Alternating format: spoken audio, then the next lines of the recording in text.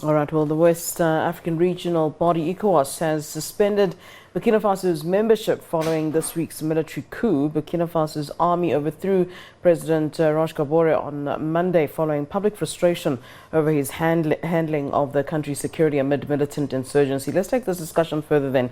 We're joined via Zoom by Ornella Moderan, who is the head of the Sahel program at the Institute for Security Studies. A very good afternoon to you, Ornella. Thanks very much for availing yourself to SABC News this afternoon. Good afternoon. We understand that you've been monitoring closely the developments in Burkina Faso. Talk to us about the latest and what's the latest news coming out of this at this time. Well, as you mentioned, Burkina Faso experienced a coup a few days ago. It was at the beginning of this week. The latest we have is that ECOWAS, the West African regional bloc, has met yesterday and decided to suspend the country from its political bodies. In practice, this means that Burkina Faso will not get a say in ECOWAS's upcoming decisions on either itself, Burkina itself, or on other countries. The second measure that ECOWAS has decided is to send two missions to Ouagadougou, the capital city of Burkina, today, Saturday, as we speak. This includes, on the one hand, a high-level military mission, which will be assessing the security environment in the country and engaging in discussions with the military leadership. And on the other hand, it also includes a high-level political mission, including ECOWAS heads of state. So these moves, I think, are positive in the sense that they suggest that before going into possible additional sanctions, ECOWAS seems to have chosen a path of consultation and dialogue, taking a closer look at what exactly the situation on the ground looks like, and opening a form of conversation with the coup makers, first of all. Now, let's talk about the coup makers, as you call them. With the regional bloc, ECOWAS suspending Burkina Faso, I mean, one wonders what's the point of that and how that will help, and if those responsible, for this coup even care. Well, I mean, the suspension is the minimum kind of measure that ECOWAS can take. It is the very, very least that they can do by their own standards and practices.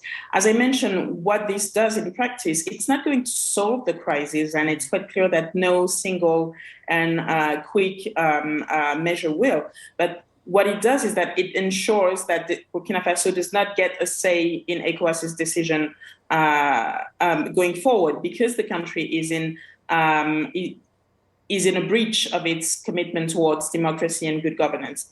On top of that, ECOWAS has also called for the new junta in Burkina to release the former government, which is essentially being held under house arrest, including the former president, Roch Christian Kabore, and to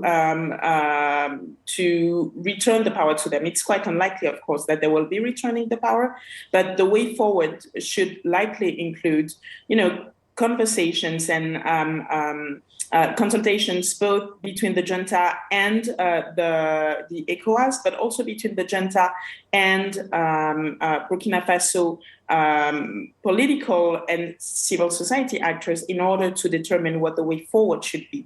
What kind of the transition is the country going to get into? What will be the specific objectives of this transition, and how long will it take, and who will be the stakeholders?